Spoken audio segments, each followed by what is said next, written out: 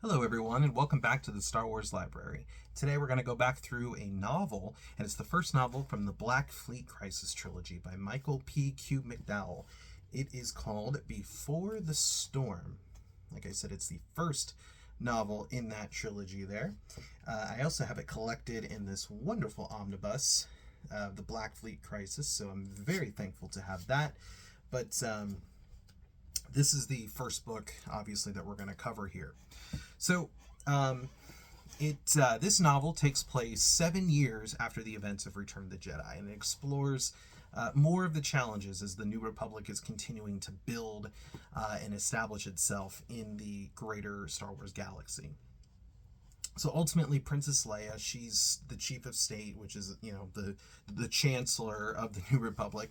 And so she's trying to deal with all of the pressures and complexities that come with this. She's trying to face these challenges from the government and different external threats. In particular, this new alien threat, which is the Yavitha, I think is how you say it, the Yavitha.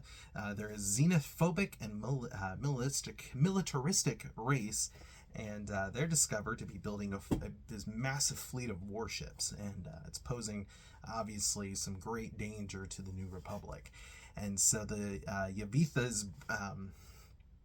they're focusing on this brutal and massive expansion. And so it's kind of creating almost this whole sense of urgency in the New Republic, like, hey, we got to do something about this. So, the big thing here is Luke Skywalker will actually go with Lando to his mother's,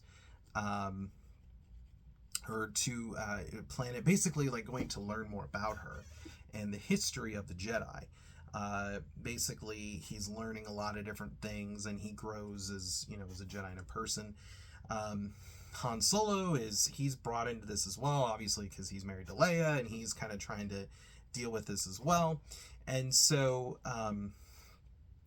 there's a whole different thing here. It's a lot of self-discovery and a lot of different things there. So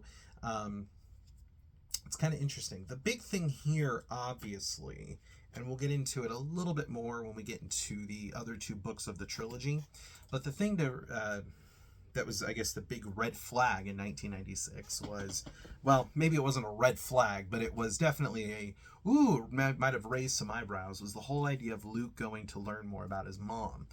We all know that that's Padme.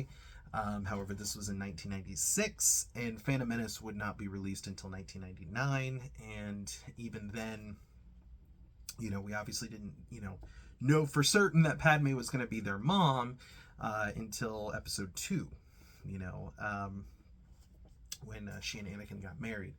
So there is a little kind of a here, and like I said, we'll get into it a little bit later, but it proved out to be obviously a fake, and so like I said, we'll get into it later.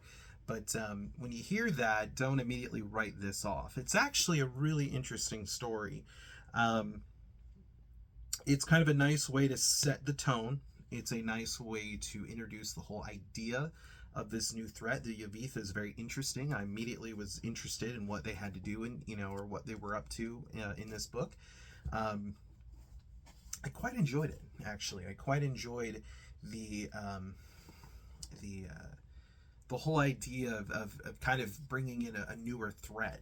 Now, personally, I had read New Jedi Order before I read this, so I kind of knew the idea of, okay, there's going to be things outside the galaxy or something. So in comparison to the Vong, these guys aren't this massive thing, but it is interesting to think about. Again, going through the EU and publication order, they were already, even Bantam was kind of saying, like, hey, let's go a little bit different. Let's go with a group that's not the Imperial Remnant. I think sometimes people forget that. I think a lot of people say, oh, the New Republic, it's mostly the Remnant, and it is, but I think sometimes people forget that Black Fleet Crisis kind of tackled the whole idea of a New Jedi Order, or a somewhat of an idea of it, long before Del Rey started doing their thing. So it's an interesting thing. Like I said, we'll talk more about about the other two books in the trilogy as we go along, and we'll go into a bit more detail with the story. But this is a great exposition. It's a great way to kind of start it. I really do enjoy the trilogy as a whole. I do think it's a really good read. Do I think it's an essential read, or at least the first book? I don't think so. Granted, because like I said, I came into this one very, very late. I came into this in the late 2000s, early 2010s. So I'd already read like a lot of stuff in the New Republic era, and I also read a lot of stuff post this, and obviously the later New Republic, and then the New Jedi Order and Legacy era. So I feel like I didn't miss much, and I don't think you would.